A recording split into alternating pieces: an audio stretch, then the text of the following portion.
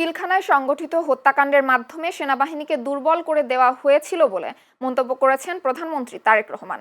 আজ ঢাকা সেনানিবাসের দরবার হলে সশস্ত্র বাহিনীর এক অনুষ্ঠানে বক্তব্য দিতে গিয়ে তিনি বলেন, পরবর্তী শাসনামলে বিভিন্ন কর্মকাণ্ডের মাধ্যমে সেনাবাহিনীকে বিতর্কিত করারও চেষ্টা করা হয়েছিল।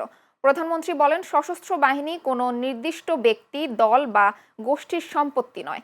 দেশের স্বাধীনতা ও সার্বভৌমত্ব রক্ষাই বাহিনীর একমাত্র পবিত্র দায়িত্ব। তিনি আরও বলেন, ২০২৪ সালের ৫ আগস্ট পরবর্তী সময় এবং অন্তর্বর্তীকালীন সরকারের আমলে সেনাবাহিনী গুরুত্বপূর্ণ ভূমিকা পালন করেছে। ত্রয়োদশ জাতীয় সংসদ নির্বাচনেও তারা নিষ্ঠার সঙ্গে দায়িত্ব পালন করেছে। বক্তব্যে তিনি আরও বলেন, শুধু সেনাবাহিনী নয়, দেশের প্রতিটি খাতে সংস্কার ও উন্নয়নের লক্ষ্যে সরকার কাজ করছে এবং ঘোষিত প্রতিশ্রুতিগুলো বাস্তবায়নে তারা বদ্ধপরিকর। ২০০৯ সালে বিডিআর পিলখানায় পরিকল্পিত সেনা হত্যাযজ্ঞ চালিয়ে সেনাবাহিনীকে দুর্বল করে দেওয়া হয়েছিল।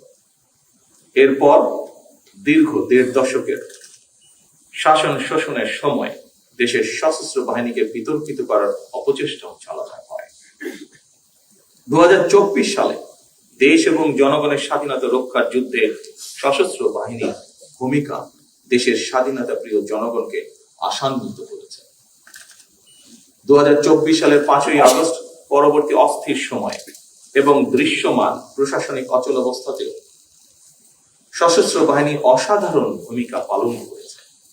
এমনকি অন্তর্বর্তীকালীন সরকারের পুরো সময়টিতে আইন শৃঙ্খলা রক্ষা থেকে শুরু করে দেশের শিল্প অঞ্চল, নগর বন্দর এবং স্থবির হয়ে পড়া অর্থনীতির চাকা সচল রাখার ক্ষেত্রেও সশস্ত্র বাহিনীর ভূমিকা ছিল ইতিবাচক।